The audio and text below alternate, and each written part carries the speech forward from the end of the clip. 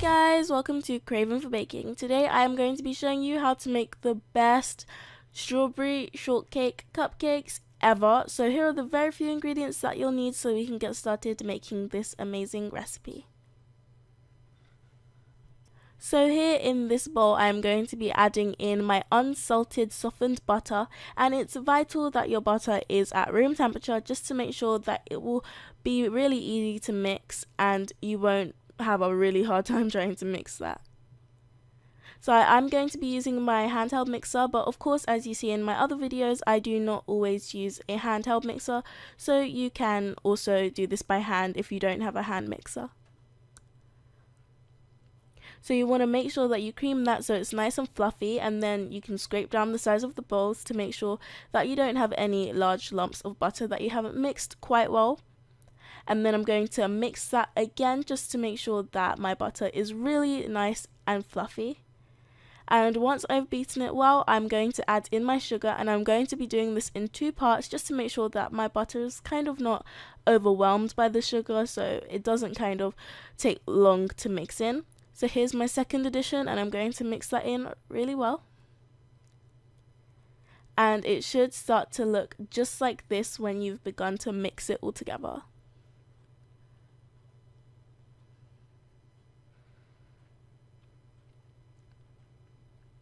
So I've scraped down the sides of the bowl once again, and it should just look like this. It should be paler in color than when you originally had the butter out. And then I'm going to add in my vanilla extract, and I'm going to mix that together to make sure the vanilla extract is evenly distributed amongst the butter mixture. And you want to make sure that you mix that, and from here it should start to look a bit kind of buttery. Now I'm going to zest in my orange, and I'm going to zest in about only a teaspoon. I did not need a lot of orange zest. The orange was massive and I only used about a teaspoon, and when I added that in, it did not taste overpowering of orange, but it was really enough to make it taste of orange. So now I'm going to add in 2 of my eggs one at a time and mixing in between each addition, and you want to make sure you mix it really well.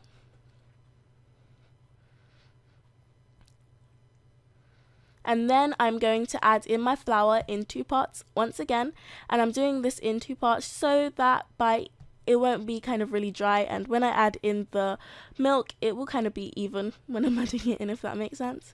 So I added in the milk while I was doing that, and now we can begin to place our mixture into our cake tin, and I've oiled that cake tin to make sure that my cupcakes can come out really easily.